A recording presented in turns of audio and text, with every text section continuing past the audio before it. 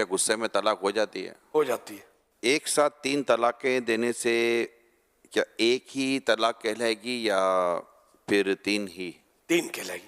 Pregnant عورت جو ہوتی ہے کیا ان کو طلاق دینے سے طلاق ہو جاتی ہے؟ ہو جاتی ہے۔ 3 طلاق دی تو کیا اب 60 مسکینوں کو کھانا کھلانے سے طلاق کا مسئلہ حل ہو جائے گا؟ نہیں ہوگا۔ طلاق دیتے وقت گواہوں کا ہونا بھی کیا ضروری ہے؟ نہیں۔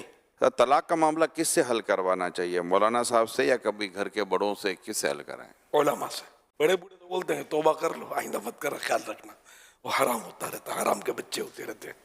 تو یہ کام علماء کا ہے جو اس کا فیصلہ کریں گے۔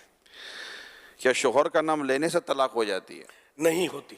اگر کہ میں نے تو مذاق میں طلاق دی تو کیا مذاق میں طلاق ہو جائے گی؟ ہو جائے گی۔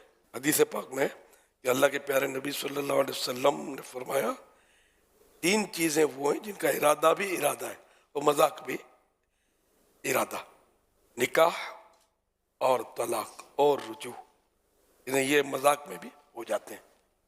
رجوع مانے طلاق کو واپس لینا، اور میرات المناجی میں یعنی ارادتاً بولے تو بھی واقع ہو جائیں گی، اور مذاق دل لگی سے کہے یا ویسے اس کے منہ سے نکل جائے یا کسی اور زبان میں بولے جس سے وہ واقف نہ ہو، بہرحال یہ کلمات اس کے منہ سے نکل جائیں، یہ چیزیں واقع ہو جائیں گی یعنی ہو جائیں گی، بشرطے کہ دیوانگی یا نیند میں نہ کہے، بیداری و ہوش میں کہے۔